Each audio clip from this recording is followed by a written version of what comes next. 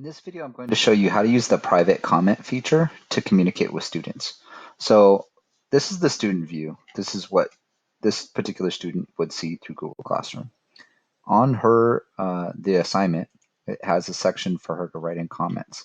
This is a great resource to use with the students because they can pose questions, ask for help, or you can reply directly to their work right here after you've graded it or reviewed it. It's only visible to the student and to you, but there's a feature that you can use to help you quickly access the student work. So let's say the student posts a private comment.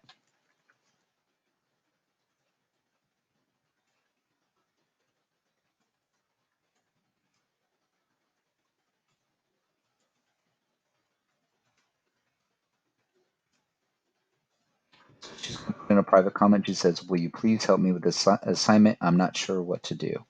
When she posts this private comment, it's going to allow me to see it in my mailbox. So when I go to my mailbox, I get a notification and I see it.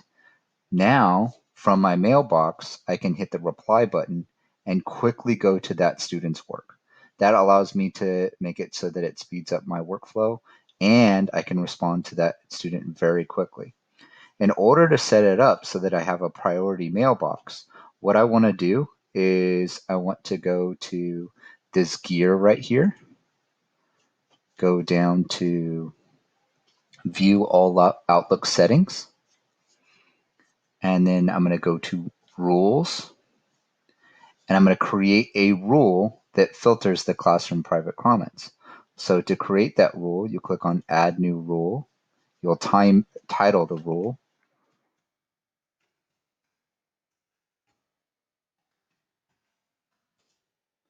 Add a location.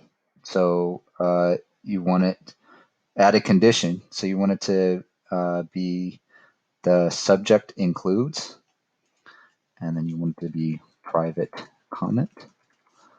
And that way it'll appear that way. And then add an action. You want to move to, and then specify the folder that you created to move that. And then you click save. So in order to create a folder for you to be able to choose that, it gives you the option right here to create a new one right here too. So you can create a new folder for this action.